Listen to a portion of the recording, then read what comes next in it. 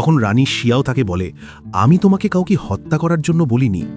তখন সেই মেয়ের বাবা মহারাজের সামনে এসে কাঁদতে কাঁদতে বলে, আমার মেয়ের বড় ভুল হয়ে গেছে, সে অসাবধানতাবশত এমনটা করেছে।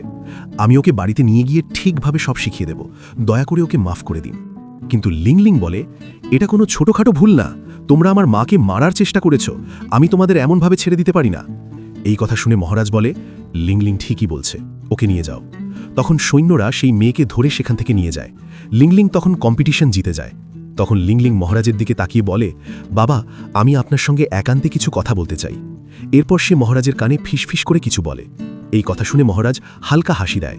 পরবর্তী দৃশ্যে আমরা দেখি মহারাজ লিসার সঙ্গে দেখা করতে প্রাসাদে আসে আর বলে, এতদিন আমি তোমার সঙ্গে যা কিছু ভুল করেছি তার জন্য আমাকে ক্ষমা করে দিও। লিসা বলে, মহারাজ, আমি কখনোই এসবের জন্য আপনাকে দোষ দিইনি। তখন লিংলিং মহারাজের হাত লিসার হাতের উপরে রেখে বলে, আপনি আমাকে যে প্রতিশ্রুতি দিয়েছেন সেটা ভুলবেন না কিন্তু।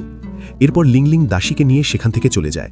তখন মহারাজ লিসাকে বলে, আমি লিংলিংকে কথা দিয়েছি তোমাকে একটা সম্মানজনক ও শক্তিশালী পজিশন দেয়ার।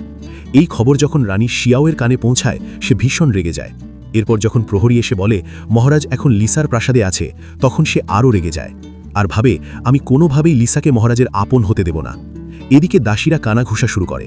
3 দিন ধরে মহারাজ লিসার প্রাসাদে আছে, হয়তো সে মহারানীও হতে পারে। এই কথা যখন রানী শিয়াও শুনে প্রচণ্ড ক্ষিপ্ত হয়ে বলে, ও শুধু একজন সাধারণ কনকিউবাইন, আর কিছু না। তোমাদের মুখ থেকে যদি এই কথা আর কোনোদিন শুনি তাহলে তোমাদের জিভ কেটে নেওয়া হবে। এই সব কিছু গাছে বসে দূর থেকে লিংলিংও দেখছিল। লিসা যখন তাকে দেখে সে বলে, তুমি এখানে কি করছো? লিংলিং বলে, আমি রাজকুমারী, এই প্রাসাদ আমার, আমি যেখানে চাই সেখানেই থাকতে পারি, তুমি কি আমাকে নিষেধ করার? এরপর সে সেই দুজন দাসীকে চলে যেতে বলে। তখন তারা সেখান থেকে চলে যায়। পরবর্তী দৃশ্যে আমরা দেখি লিংলিং এক দাসীকে বলে, আমি খেলতে প্রস্তুত, তুমিও তৈরি তো? দাসীও হ্যাঁ বলে। এরপর সে যখন বলে জোরে লাথি মারে, তখনই মহারাজ সেখানে এসে পড়ে আর সেই দাসী সেখান থেকে সরে যায়। তখন বলটা মহারাজের গায়ে গিয়ে লাগে, বলের আঘাতে সে দূরে গিয়ে ছিটকে পড়ে যায়। সে তখন উঠে অবাক হয়ে বলে, লিংলিং, তোমার স্কিল তো সত্যিই অসাধারণ। এরপর মহারাজ লিংলিংকে বলে, লিংলিং, তুমি কি আর একবার এটা করে দেখাতে পারবে?